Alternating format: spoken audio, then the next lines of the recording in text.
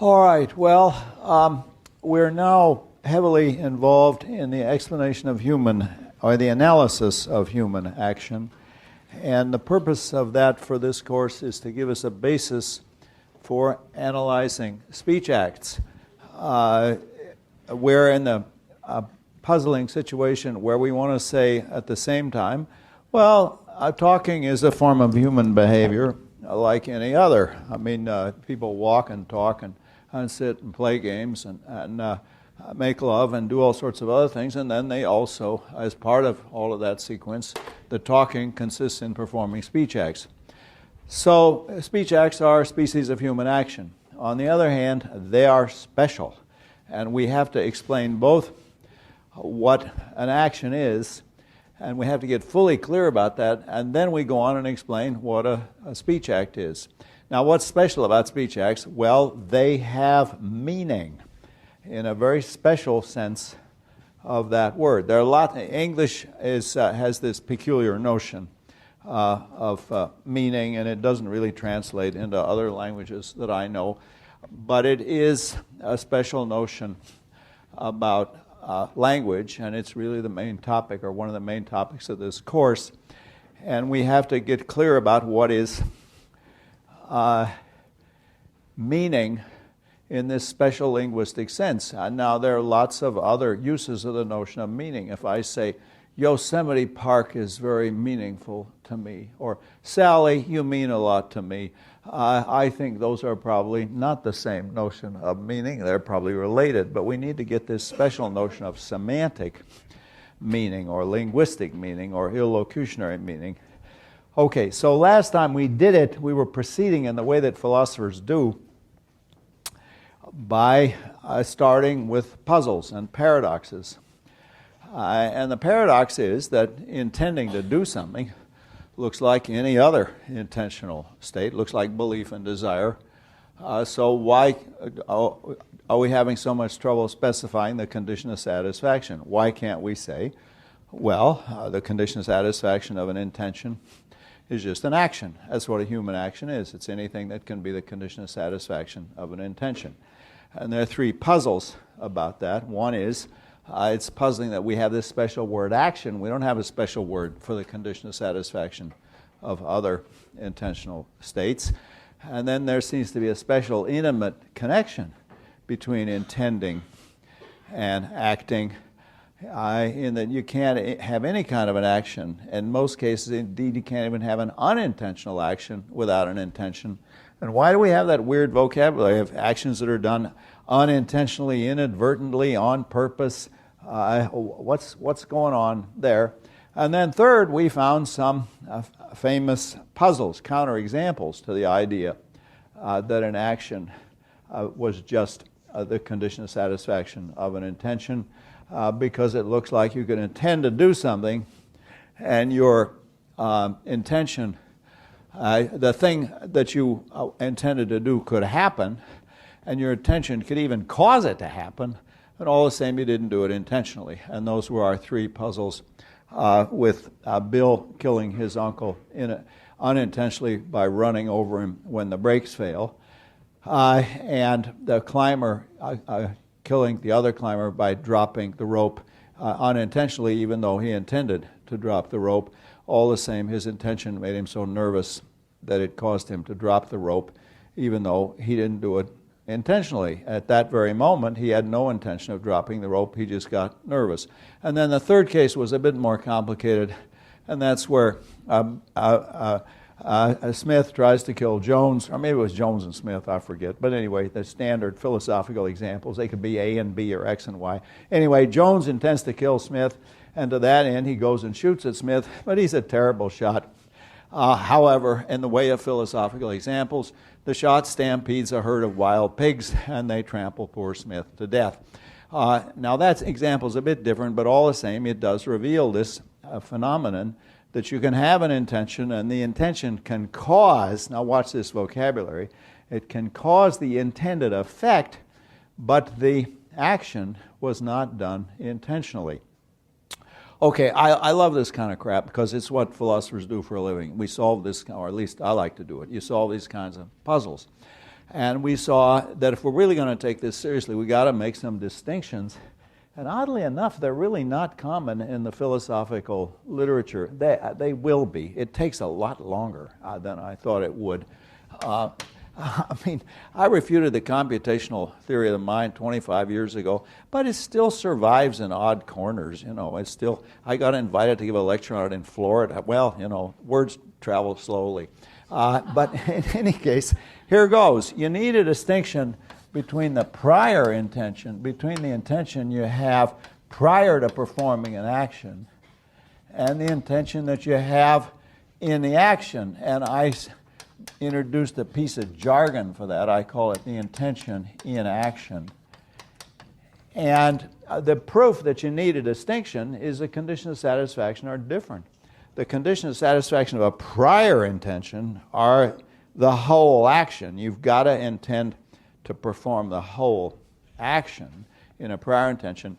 But in the intention you have where you're actually doing something, if it's a simple action like raising your arm or scratching your head, then the condition of satisfaction is just the bodily movement. So what's going on? It looks like what's the relation between these if the conditions of satisfaction are so different? Well, the first step in seeing that, and this is what is special about intentions, which makes them different from beliefs and desires, is that they are causally self-reflexive.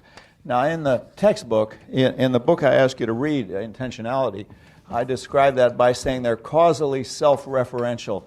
But that misled a lot of people into thinking that I was saying they perform a speech act of referring to themselves. They don't. So let's just use causally self-reflexive. Now, what does that mean? Well, that means in specifying the condition of satisfaction of both the prior intention and the intention in action, you have to specify that the intention itself must function causally in producing the conditions of satisfaction. And indeed, it is part of the condition of satisfaction that the intention in action and the prior intention must function causally in producing the rest of the condition of satisfaction. Now, that's a hell of a mouthful, and I'm not even sure I said it right, and it's still early in the morning for me, so let me slow down and go over it carefully. I have, and I'm sorry it says boring intentions, but we'll get to sexier ones later on. When I was an undergraduate in Oxford, we used to be visited by royalty. And one of the visitors to the college was then Princess Margaret. And we all went to the library and looked up in old textbooks because there was some debate about it. And we found out that if any of us succeeded in seducing Princess Margaret, we would be guilty of treason. That was known as an attack on the king's person. You know, here I'm reading this 18th century law book. But in any case, none of us succeeded, by the way. But I was interested. I don't know how we got off onto this. Let's get back to raising your arm. Okay, here's the point. We're thinking about raising your arm, and we're trying to get the condition of satisfaction. Now, at first sight, it looks like they're quite different because the condition of satisfaction of my intention to raise my arm in 30 seconds are that my arm, that I should perform the action of raising my arm, and that prior intention should cause that I perform the action of raising my arm. So it's I perform action of raising my arm,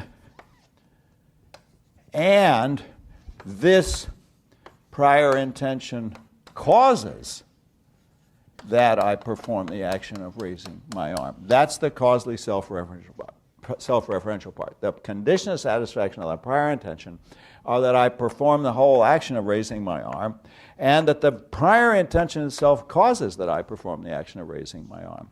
Whereas the condition of satisfaction of the intention in action looks quite different. The intention in action is just my arm goes up,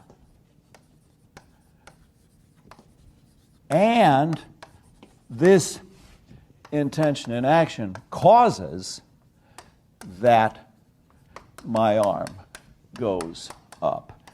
So you get the causally self-referential feature of both, but the condition of satisfaction of the intention and action is just a bodily movement caused by that intention and action, and the condition of satisfaction of a prior intention is the whole damned action, that I perform the whole action. What's the relationship between the two? Can you read my dreadful handwriting? Should I read it out loud? The top one says, the condition of satisfaction of the intention and action, I mean, I is abbreviation there. My arm goes up, and this intention and action causes that my arm goes up. How about that? I'll make it even more difficult to read. Causes that my arm goes up. Okay, the prior intention has as its condition of satisfaction that I perform the action of raising my arm, and this prior intention causes that I perform the action of raising my arm. They look quite different. One has to cause a bodily movement, another one has to cause a whole action. What's the connection? Well, it's not surprising. The connection is the obvious one, that the action consists in the intention and action plus the bodily movement, where the intention and action causes the bodily movement. So you get kind of a beautiful picture of the relation between them. You have the prior intention, and that, if it's to be successful, has to cause the whole damned action. But the action consists of two components, the intention and action, where that causes the bodily movement. The arrow represents cause. Prior intention causes action. Intention and action causes bodily movement, but the action just consists in the intention and action plus the bodily movement. So with these two principles, now we got a third principle. We started off, we need a distinction between the prior intentions versus intention and action. Both are causally self-reflexive, but now we got a third principle which enables us to put those two together, namely,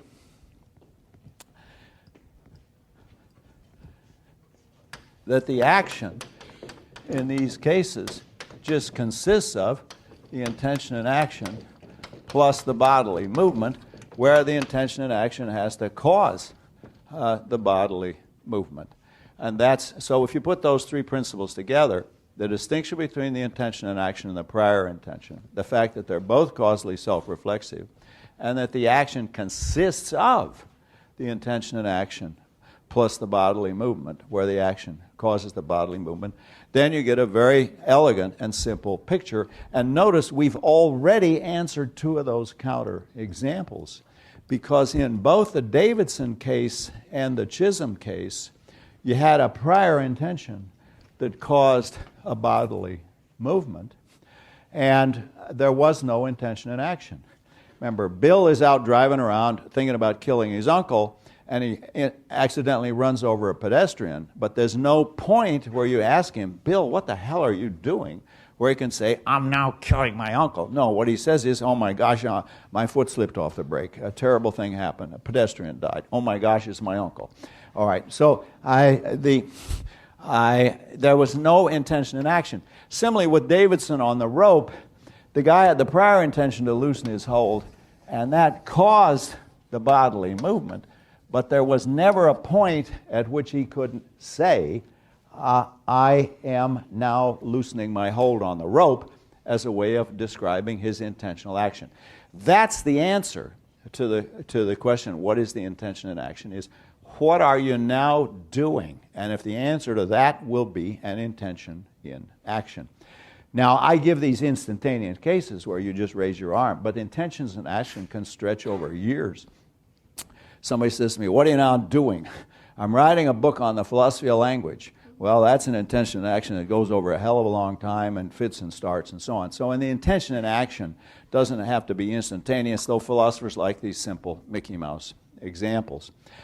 Okay, now if you put those together, you have the bare bones of a theory of action. An action consists in any complex event that has an intention and action as a component, and if it's successfully performed in intentional action, then the intention and action has to cause the bodily movement or the rest of the conditions of satisfaction. Sometimes it isn't a bodily movement.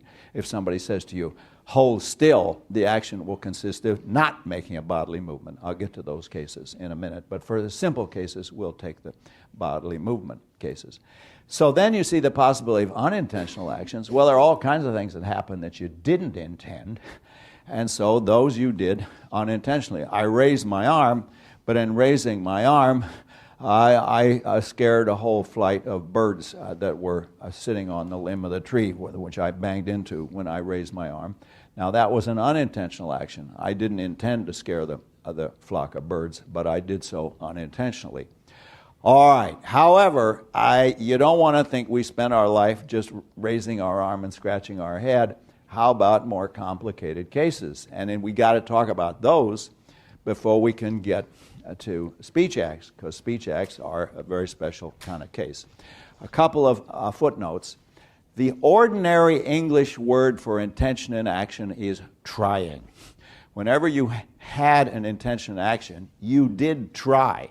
If you didn't succeed, then you just tried. But intention in action is trying. And another thing that makes me a little nervous, pedagogically at least, is it looks like those are both states of mind. They're not. An intention in action is an event. A prior intention, something you think about before performing an action, that's a mental state. But the intention in action, when you're actually trying to do something, that's the name of an event and not a mental state. And it shows by the fact that it takes the present progressive in English, things like I am now walking across the room. I am now trying to write a book. And those name continuous processes, events, whereas there's no no present progressive for intend. I mean, it sounds odd to say, what are you doing now? I am now intending. It'd be like, I am now believing, or I'm now wanting. People do say that, but it does sound odd in a way that I'm now trying doesn't sound odd.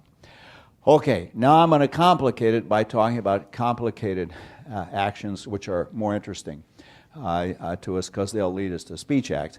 Questions. You had a question. The Smith and Jones example. Yeah. If you ask him what he's doing, you'd say he's killing Smith. Yes. Yeah. So then how does that work in that? Okay, the question was, in the Smith and Jones example, if you ask the guy, what are you now doing? He does have an intention in action, right? He is trying to kill Smith. That's why we feel that case is much closer to an intentional murder. He was trying to kill Smith, and he succeeded in killing Smith. So why isn't that an intentional action? Well, I haven't given you enough apparatus yet to answer that, but I'm going to in a few minutes. But notice, this is the kind of crap philosophers love. You can get all kinds of intermediate cases. In the case I imagined, he fires the gun and stampedes a herd of wild pigs. But suppose that he doesn't stampede a herd of wild pigs, but the bullet goes right next to Smith's ear, and is so terrifying, gives Smith a heart attack that he drops dead on the spot. Now that looks closer. How about this case? He doesn't hit Smith, but he hits a chandelier. They're in a dining room over Smith's head, and the chandelier falls on Smith, and I don't have to tell you what happens. Poor Smith. It was a heavy chandelier. Smith died from that. Well, you don't have enough apparatus, so let's develop an apparatus to deal with these cases. Now, my favorite example, and I follow this long philosophical tradition, picking murderous and homicidal examples, is the case of this student radical, Gavrilo Princip, who murdered the Archduke. First name is Gavrilo. I don't know, you don't have to actually know this, but anyway, it won't hurt your education.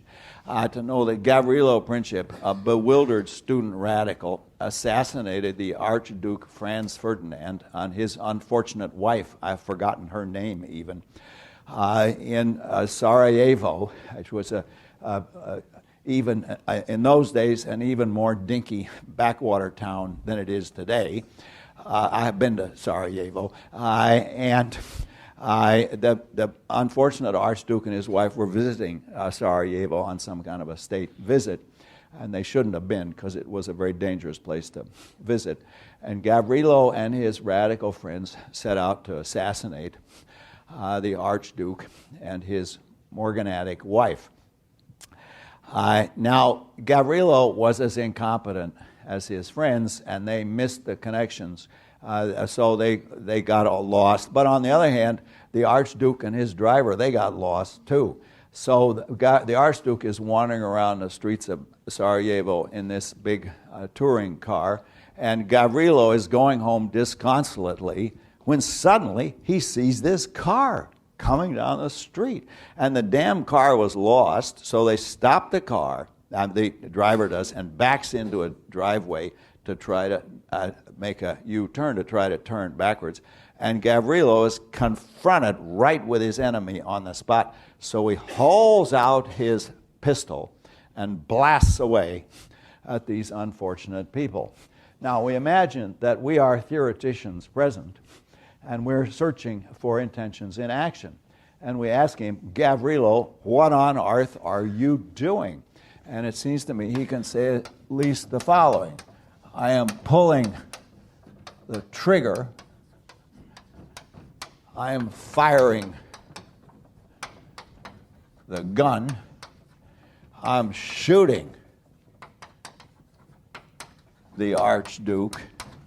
I'm killing the Archduke. I am striking a blow against Austria and indeed against the whole Austro-Hungarian Empire, striking a blow against Austria, and I am avenging all of the terrible injustices that have been done to Serbia, Bosnia, Herzegovina, and all the rest. I better leave it like this, avenging Serbia. Okay, now notice these are not 2, 4, 6 actions that Gavrilo performed. They're one complex action that has these 6 components. That is, he can say each of these would be a true answer to what are you trying to do. I'm trying to pull this trigger, I'm trying to fire the gun, I'm trying to shoot the Archduke, I'm trying to kill the Archduke, striking a blow against Austria, and I am avenging the injustices done to Serbia, Bosnia, and Herzegovina. All right, now, however, notice though there are different levels of description, it's one action and one action only. It isn't that he did a whole bunch of different actions. What's the relationship between the fact described at these different levels? And the answer is that he fired the gun by means of pulling the trigger. He shot the Archduke by means of firing the gun. He killed the Archduke by means of shooting the Archduke. He struck a blow against Austria by way of assassinating or killing the Archduke, and he avenged Serbia by way of assassinating the Archduke. Killing here, I'll let be a synonym for assassinate. Now, if you listen carefully, there's a distinction. The relationship between these 4 is causal. Each step causes the next step.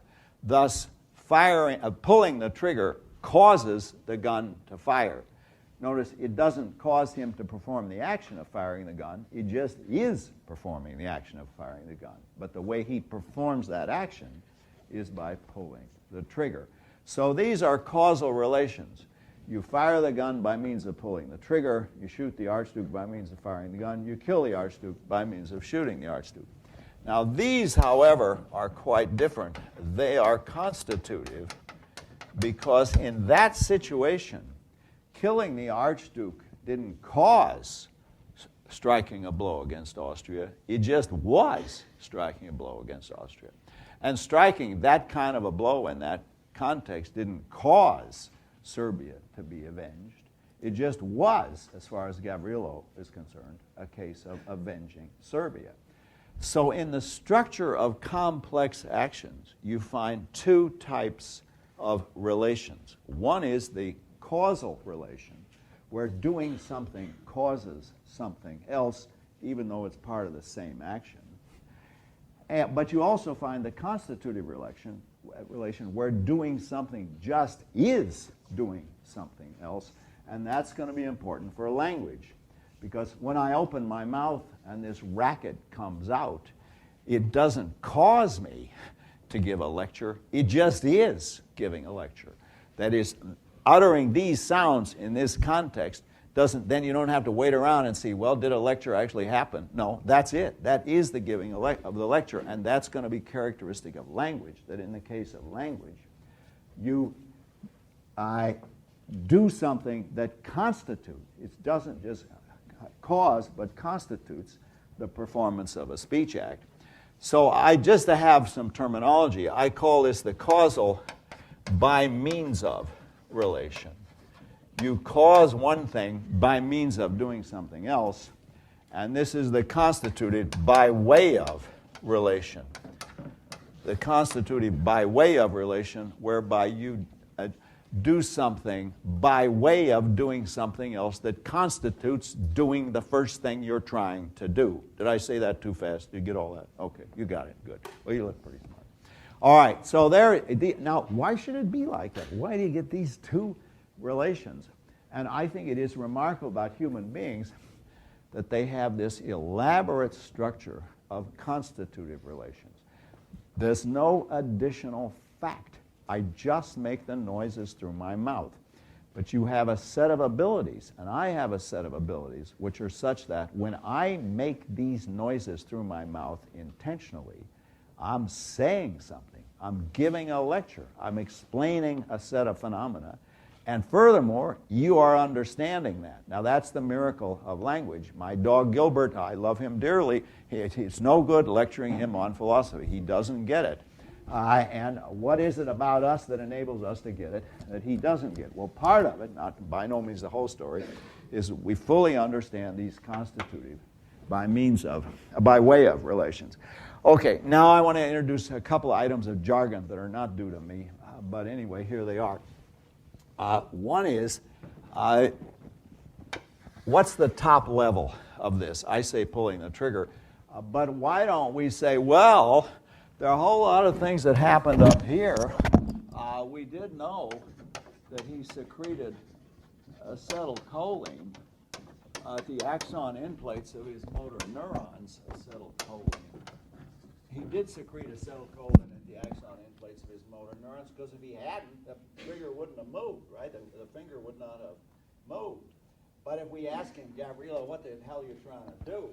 And he says, I'm trying to secrete a certain neurotransmitter, and I'm having trouble with the synapses. Well, then he's no assassin. He's a medical student. In fact, nobody knew about acetylcholine in 1914. So that's not part of what happened.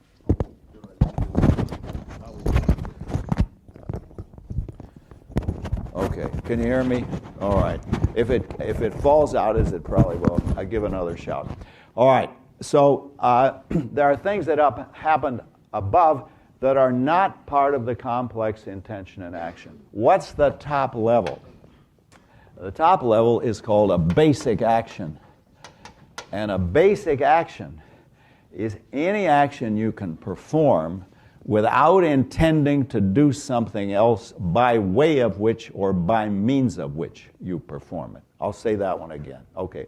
A basic action is any action you can perform without intending to do anything else by way of which or by means of which you perform it.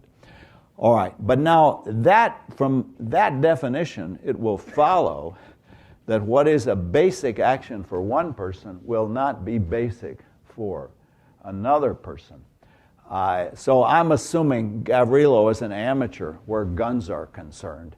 And he has to think, where the hell is that thing you pull? Oh, yeah, that's the trigger. You pull that and aim it this way.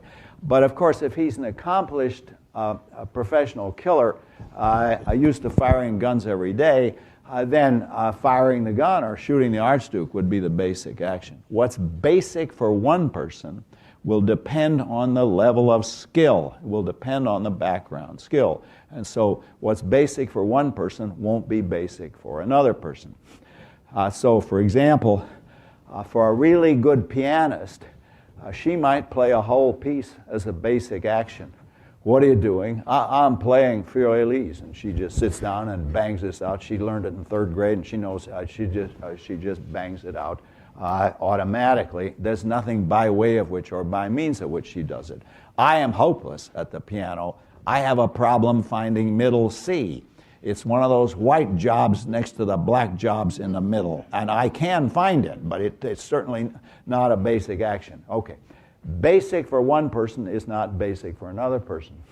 I have people working for me who are excellent typists, and they can just type a whole paragraph as a basic action. There isn't any answer, well, how did you do it? I just did it. And when I was learning how to ski, I thought, like all intellectuals, you got to read the books. So I read the textbooks, and they would say things like, put the weight on the downhill ski. Yeah, but they didn't tell you how to do it. You see, they assumed that was a basic action. You see, but what's basic will depend on the level of skill. So when you're learning how to ski, putting the weight on a downhill ski is a basic action. When you get good at skiing, just turn left or turn right. Or indeed, a really good skier, ski this hill. Just go. And that's the basic action. There isn't any question, well, how do you do it? You just do it. You have your body takes over, and you know how to do it as a basic action. So what's basic for one person will not be basic for another. It will depend on the level of the background ability. How skillful can you get? Or to take the example of giving this lecture, I don't have to think, how do you pronounce the word illocutionary? When you get to the T, do you have to stick the tongue next to the top of the mouth? No, I just do it. I don't have to think about it at all. I'm pretty good at pronouncing English words. French is another problem. I have lectured in French, and one thing I've discovered to my horror, I should have known this, but it turns out that in French you use more muscles than any other European language. And 1 hour lecturing in French is as exhausting as 5 hours lecturing in English. For me, now if I was a native English speaker, it wouldn't be a problem. But I have to lecture in French occasionally in France, and I'm totally exhausted after an hour of lecturing in French. All right, French is not basic for me in a way that English is. So, to repeat the point, what is basic will depend on background abilities. How skillful are you? Now, I've often wondered, well, how skillful can you get? When you see, one test for what is an action is what can you tell people to do? What can you order people to do? If it can be in the imperative mood, sit down, be quiet, go to the store, do your homework, all of those can be actions because they are things that can figure in an imperative. So how skillful can you get people to be such that you could just assume that they had the background ability, all they had to do was do this as a basic action. And what one would like, of course, would be get to the point where the basic action would just be flourish. What are you doing today? I'm flourishing. And how do you do it? I just do it. Background ability. I have the ability to flourish, so I flourish. I haven't got there, and I don't think anybody will. There are limits to how skillful you can get, and I don't think we get to the point where you can just flourish as a basic action. Now, another technical term I want to introduce is the notion of the accordion effect. The basic action is any action that you can perform without intending to do anything else by way of which or by means of which you perform it. But this set of descriptions here, whereby you can expand or contract the description of the action, is called the accordion effect because you can expand or contract the descriptions. Now, most of the people who write about this say, well, the accordion can go on and on. No, it can't. Because if it's the accordion of intentional action, the boundaries of the accordion are set by the boundaries of the complex intentional action. What are you trying to do? So, as I said, there are all sorts of things going on up here that are not part of the content of the intention in action, and thus they are not part of the accordion. Furthermore, there are all sorts of things happening off here to the side. We know that Gavrilo raised a lot of dust in the back streets of the town by firing his gun at these people. And we know, incidentally, that he made bullet holes in the upholstery. If you're ever in Vienna, you ought to go look at the car. It's one of these, they have the actual car where the Archduke and his wife were shot. And it does, sure enough, it does have bullet holes in the upholstery. Now, when I saw that, I thought, well, suppose Gavrilo had said, well, look, I was trying to make a pattern of bullet holes in the upholstery, and these dreadful people got in the way. What can you expect? Okay, that's a different version of European history, because on what actually happened, as far as we know, making the bullet holes was not part of the complex intention and action. And of course, there's all kinds of stuff that happened down here. He started the First World War, according to standard accounts. He caused the Bolshevik Revolution. By all accounts of the life of Sir Edward Grey, he ruined the summer season, the party season in London of Sir Edward. Sir Edward was the British Foreign Secretary, and that was it. No more parties. I mean, it was a hell of a summer for Sir Edward. But again, I'm assuming that Gavrilo did not think, I am going to fix the social life of Sir Edward Grey. Here goes. No, that's not what he had in mind. We know also that he angered the German Emperor Wilhelm II, made him furious, and he convinced his father that God was punishing he convinced the father of the Archduke that God was punishing the family, and God was punishing the family because the Archduke had married a countess.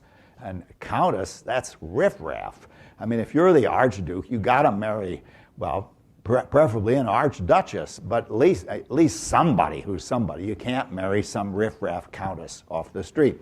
And that's why she was only a morganatic wife. You should look up what is a morganatic wife. But it's, so to speak, a wife, okay, but not really a first-class wife. I mean, it's kind of a second-class wife. And his father was outraged that his son would marry this low-class countess. But in any case, all of these are things that happened. Down here below, I won't even write them down because I don't have room on the blackboard, but there are an indefinite number of things that happened. And a lot of philosophers say, well, that's part of the accordion. Those are all things that happened, but they were not part of the complex intention and action. He was not trying to start the First World War. He was not trying to produce the Bolshevik Revolution. He was not trying to ruin the summer season for Sir Edward Grey. By the way, I hate making mistakes, but in the book that I wrote about this, Intentionality, I refer to him as Lord Grey. How stupid of me. I don't think I'm not sure he ever became a lord, but he was Sir Edward, at any rate, at the time of the assassination. Okay, so here is a picture that we've got. An action is any complex event that contains an intention and action as one of its components. If the intentional content is fully satisfied, then it is a successfully performed intentional action. But there will always be descriptions of that complex event that were not part of the content of the complex intention and action. And under those descriptions, the action was not intentional. Now, I'm not sure that we'd say in every case that it was unintentional. Sometimes we would say it was inadvertent or by mistake or not done on purpose. But in any case, you need to distinguish between the features of the event that were part of the conditions of satisfaction of the complex intention and action.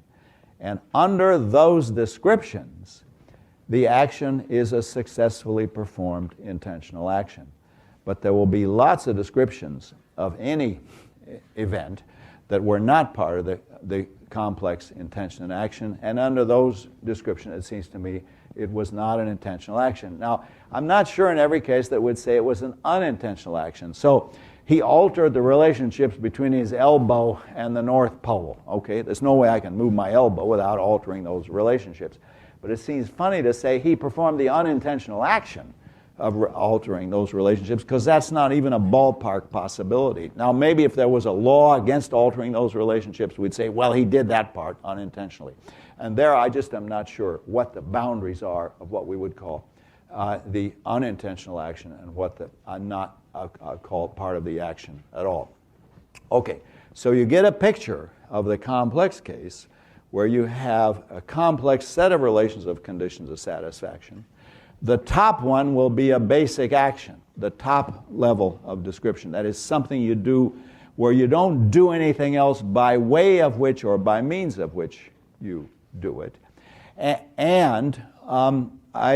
will then have a series of further down consequences and effects, namely those that are achieved by the causal by means of relation or the constitutive by way of relation. All right, now we can complicate the picture a little bit more. I said the condition of satisfaction is a bodily movement, but of course it can be a thought process. Somebody tells you, do the 12 times 12 tables in your head. Okay, I can do them. There's no bodily movement involved. The condition of satisfaction are just that I mentally go through these arithmetical operations. And furthermore, as I said a moment ago, there can be negative actions. Somebody says, be quiet, hold still. The wife says to her husband before they go to the faculty party, try not to insult the host this time. So then he performs that action. That's an intentional action. And an intentional action is anything you can try to do. So it need not be a physical movement, though the kind of case that interests philosophers most are the physical movements. All right, now I want to stop for questions because now I'm going to show how you use this to resolve the other counterexample, the Bennett counterexamples. We can see why that's a counterexample. At the very back, and then you. Yeah. So what does that do to the third criterion, then, where you have bodily movements built in up there for mental actions? Yeah. Well, as I was trying to say, when I said an action consists of an intention and action plus a bodily movement, that is for a very large number of cases. But if it's going to be a general point, then it has to be an intention and action plus the condition of satisfaction of that intention and action. And those can be bodily movements, they can be mental events, and they can be negative bodily movements where you don't do anything. Now, it's harder to perform a negative mental event. Don't think about white horses, right? For the next 2 minutes, nobody's allowed to think about a white horse. Hard to do that, you see. Though I did say what is an action is anything you can tell somebody to do. But anyway, you see that when I'm presenting just the bare theory, I give actions involving bodily movements, but not every action involves a bodily movement. There can be mental events and there can be negative actions where there's no movement. Sit still, be quiet, all of those are actions you can perform. Anything you can do intentionally can be an action. Okay, you had a question. Yeah. I had a question concerning the constitutive. Concerning what? The constitutive example. Yeah. Killing the Archduke. Yeah. Just is striking a blow against Austria. Right. Right. It just seems that there's an element, though, that if we were to use something like Leibniz's law or something like that to see if they were exactly the same, Right. it seems that one thing would be off, namely the truth of killing the Archduke is based on something I do. Yes. I'm making it true in killing the Archduke. Whereas, striking a blow against Austria, one could argue that the truth of that statement coming true isn't based on something I do. It's based on the Context. Austrians accepting that you. That's right. In other words, they could just say, "Oh, well, it's okay that you did that. It doesn't affect us." Right? Yeah. So. How do you succeed? And the answer is you can't always succeed just by making the right bodily movements.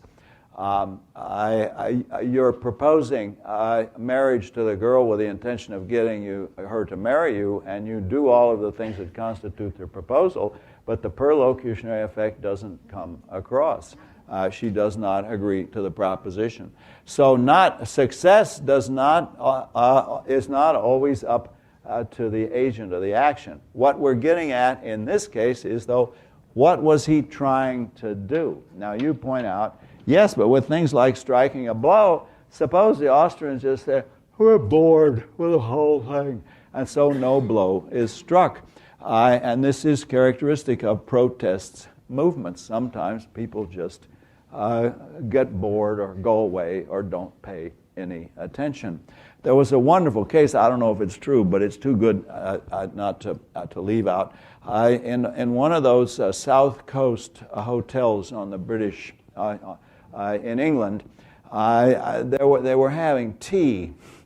And at tea time, there was, this has died out, I assume, by now, but there was a time when it was an elaborate ritual. And a gunman came in and pointed guns and say, everybody put your hands up, give us your wallet. No one paid any attention. They just kept drinking tea. Who are those dreadful men over there?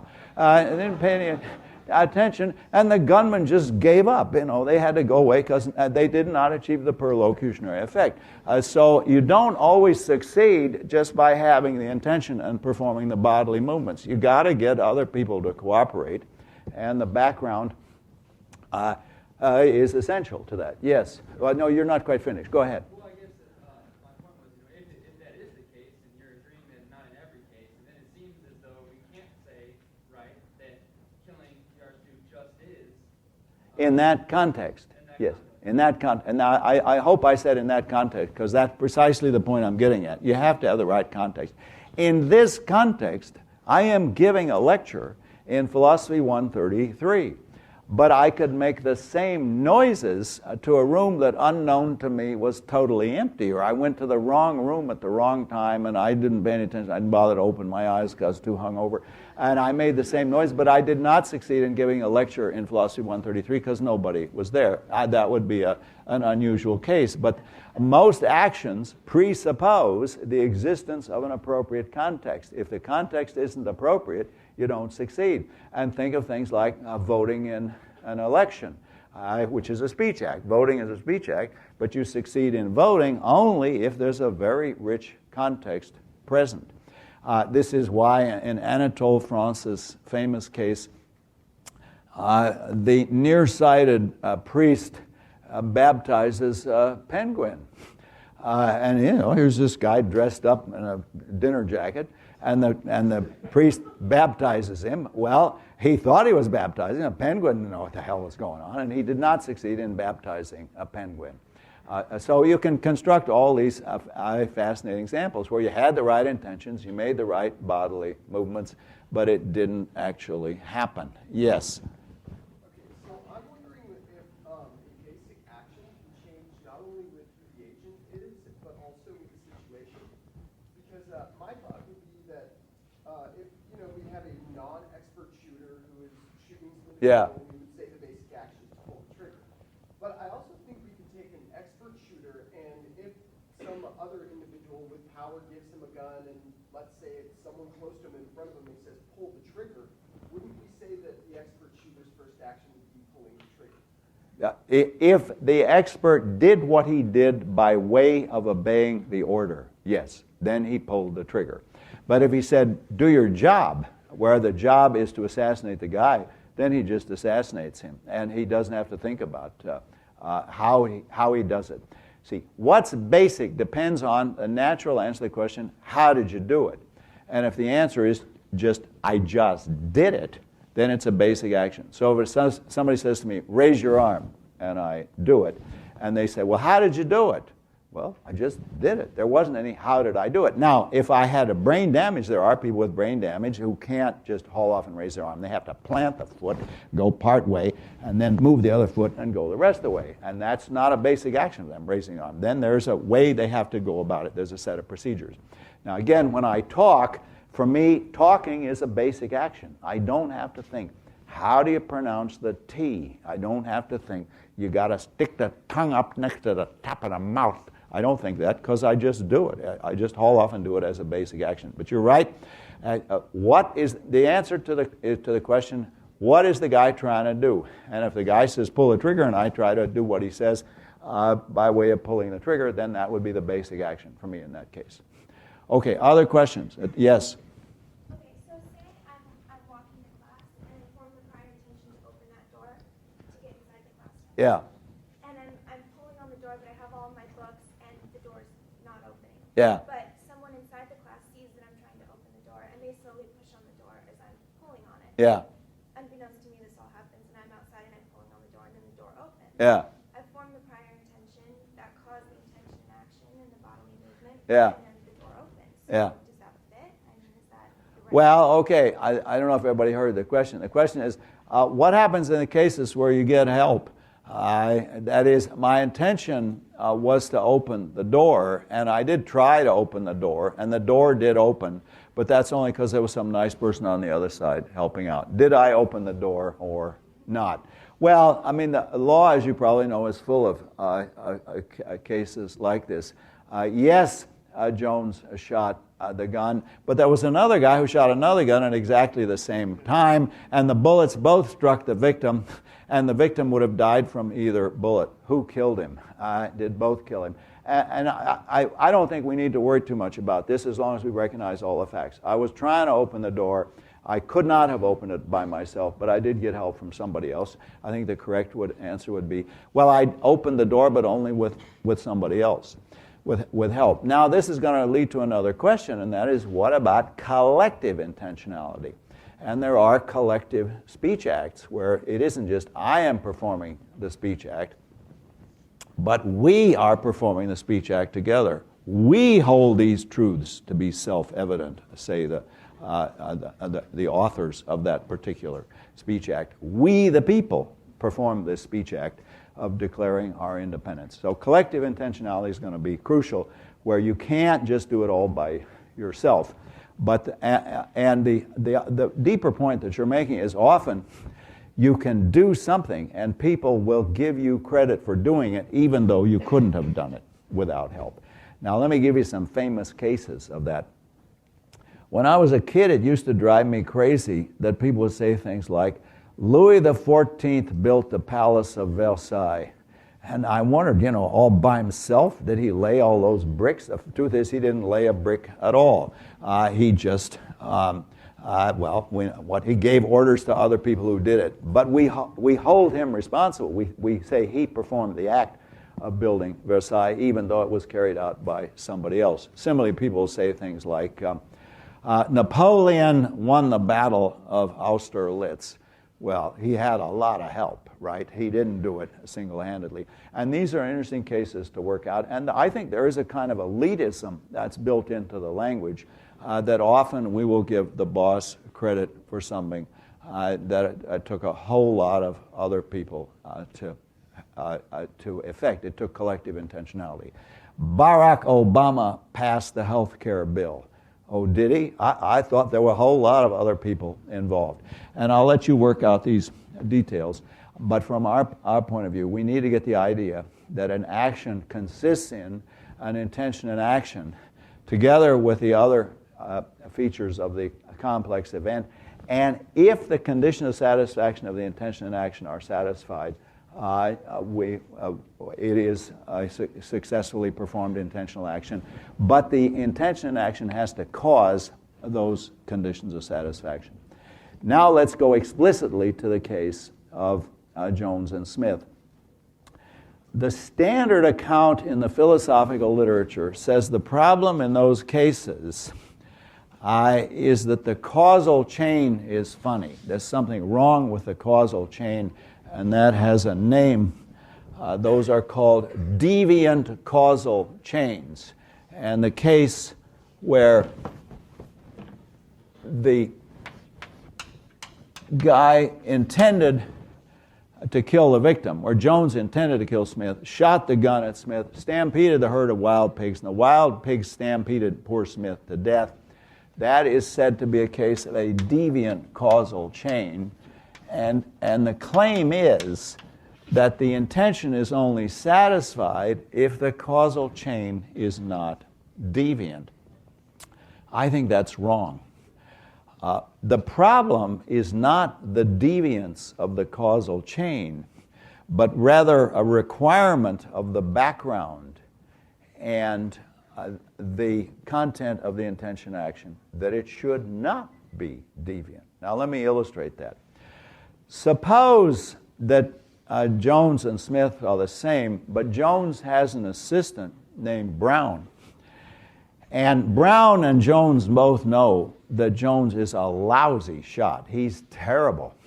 So Brown knows about the wild pigs, and he's arranged for Smith to be in the vicinity of the wild pigs. So he tells Jones, look, just aim your gun at Smith and fire it, and I'll take care of the rest. And so Jones figures, well, I'm paying this guy Brown good money. Okay, so I close my eyes and aim and bang, and he fires the gun, and the herd stampedes and kills poor Smith.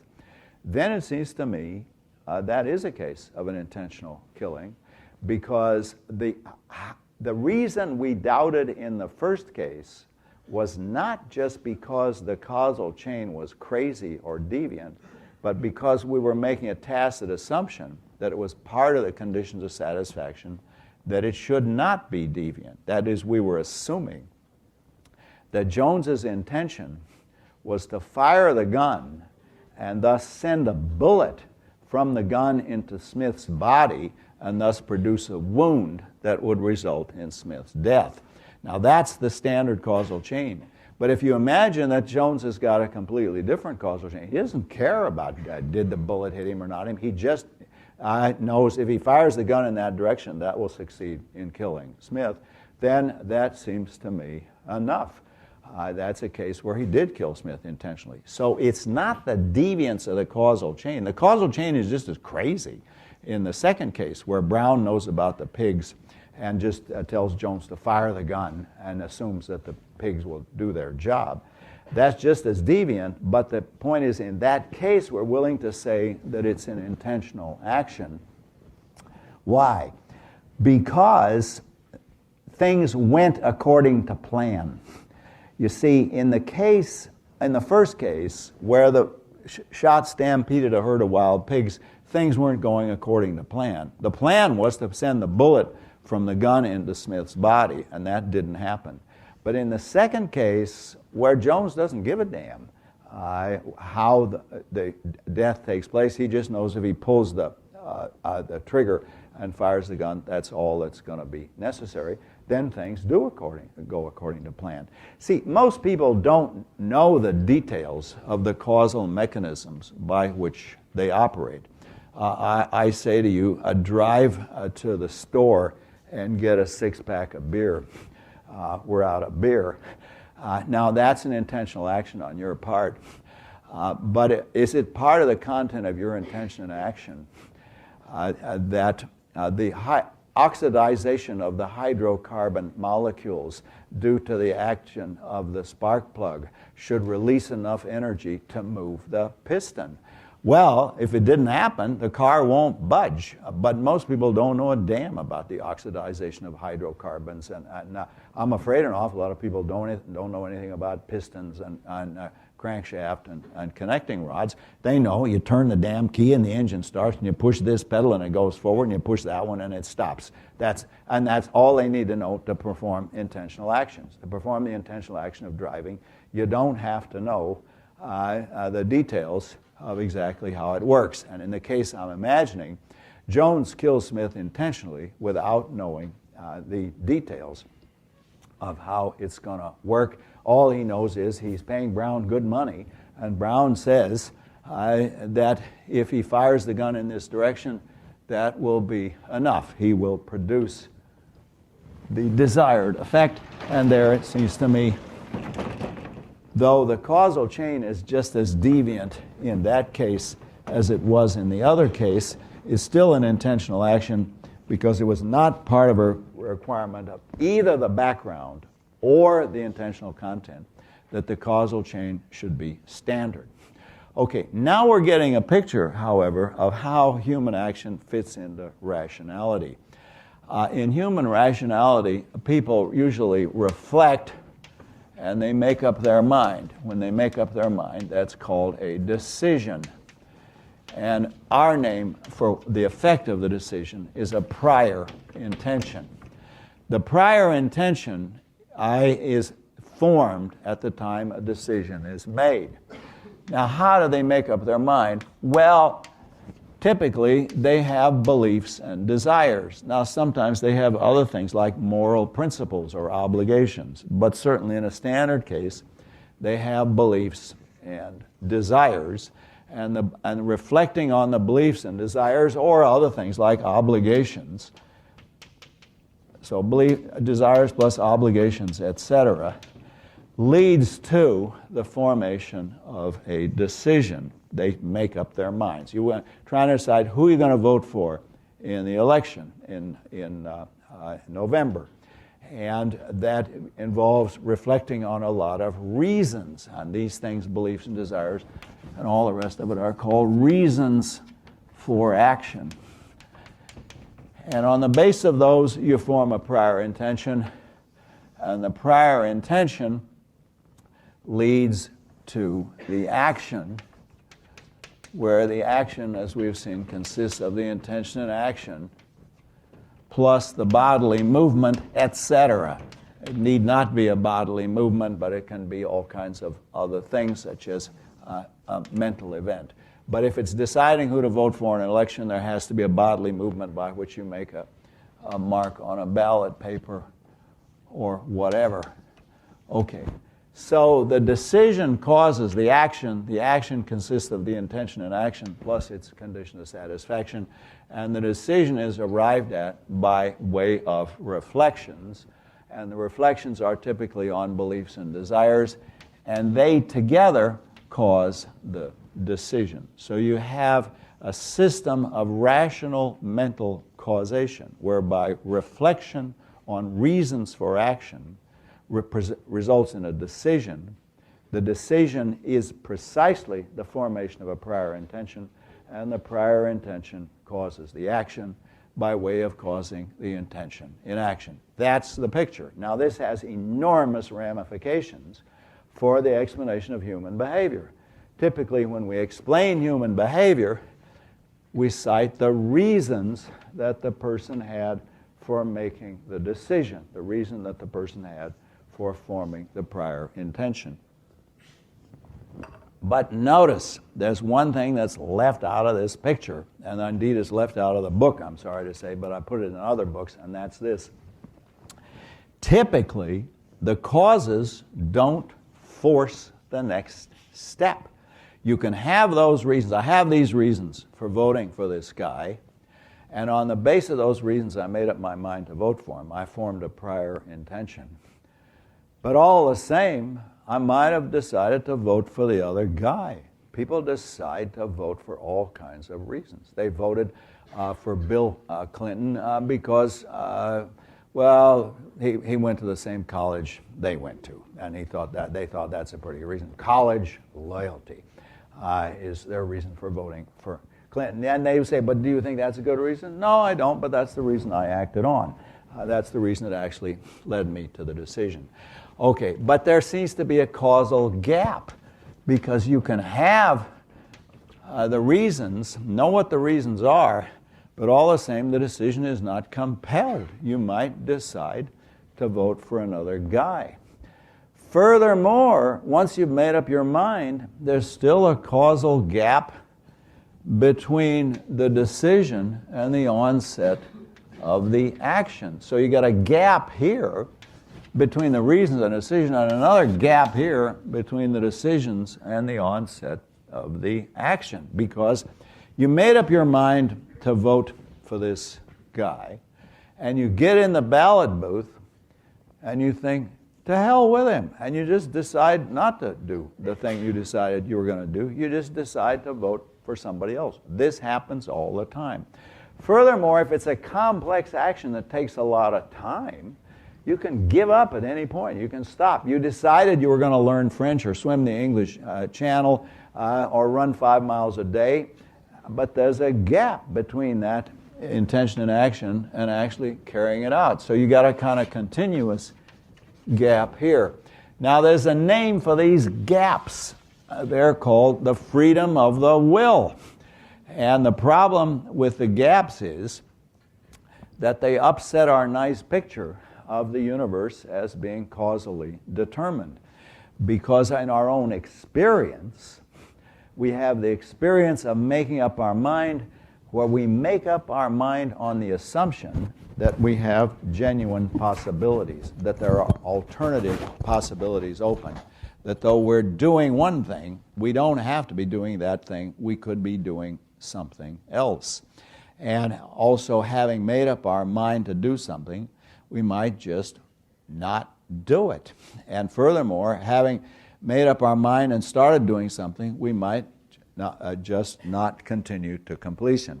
And the gap in each case is the awareness of alternative courses of action open to us, such that we don't feel that our decision, our beginning of the action, or our continuation of the action is determined by causally sufficient antecedent conditions. So the decision does function causally, but it doesn't compel. We don't feel determined by the decision. And that's the problem of the freedom of the will. The problem of the freedom of the will is that in voluntary human action, both in making up your mind and in undertaking to begin an action and in continuing the action, you have at every point a sense of alternative possibilities. And the problem of the freedom of will is that sense real? That is it an illusion that you have free will? Or do you really have free will? Is there really a causal gap? Because there are no causal gaps in the brain, and the brain is where all this stuff is going on. In the system of neurons, there's no holes in there whereby you have a space for freedom of the will to creep in. So what are we supposed to be thinking is going on in these cases? However, there's a problem about the freedom of the will, and that is, even if you become convinced that it's an illusion, you become convinced that we don't have free will, all the same, you have to live your life on the assumption of free will. Try it otherwise. You see, I'm in the restaurant, and the guy comes around and says, well, what would you like? And I say, well, there are these two items on the menu. There's the veal and the steak. Oh, and there's the vegetarian option as well. It's one of these Berkeley restaurants. So I have a choice between a veal, a steak, and a vegetarian option. And the waiter says, yeah, okay, what would you like? And I say, look, I'm a determinist. I'll just wait and see what I decide, because I know my decision is determined. Che sarà, sarà, I say. It's an Italian restaurant. Now, why can't I do that? You see, that makes no sense. And the reason that makes no sense is because my refusal to exercise my free will is intelligible to me only as one of my actions if I assume that it was a free action. My saying to the guy, I refuse to exercise my free will to make a choice, is itself performed by me as a free action. It's performed under the presupposition of freedom. Kant was aware of this. You cannot think away the presupposition of alternative courses of action open to you. You see, this is why we have a problem of free will, in a way that we do not have a problem of the freedom of perception. If I hold my hand up in front of my face and I look at the straight damn hand, I can't think, it's up to me. I don't have to see a hand if I don't want to. It's not up to me. There is no problem in philosophy of the freedom of perception. There is no such freedom. It's fixed by the condition. Now, you can mess around with it a little bit. You can do Gestalt switches. So the famous example whereby you can see the figure either as a rabbit looking up that way, or you can see it as a duck looking that way. Does everybody see that? Okay, you've got a little bitty freedom here. You can switch from one to the other.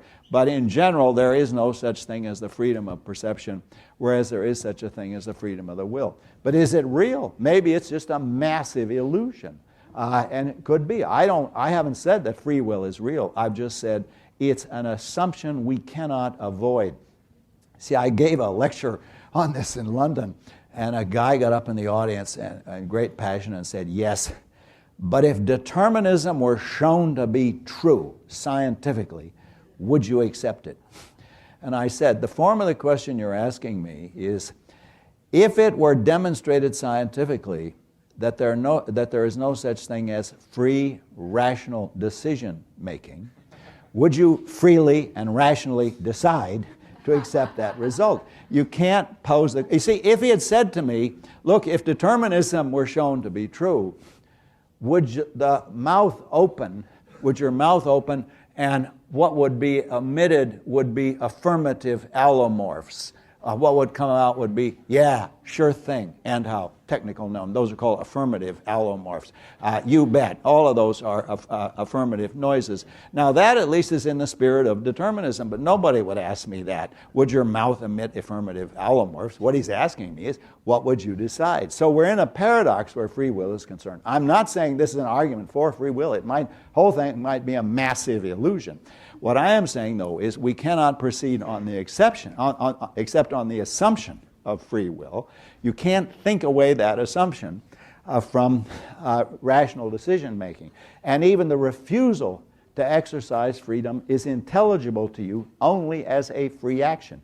In a way that I do not have freedom of perception or freedom of digestion or freedom of mitosis. I shall multiply my cells any damn way I want, you see. No, it's not up to me. And I don't have freedom of digestion. Now, I'm told by Buddhists they do. They can control their digestion. Well, I can't. Okay, the stomach just takes over and does its own thing.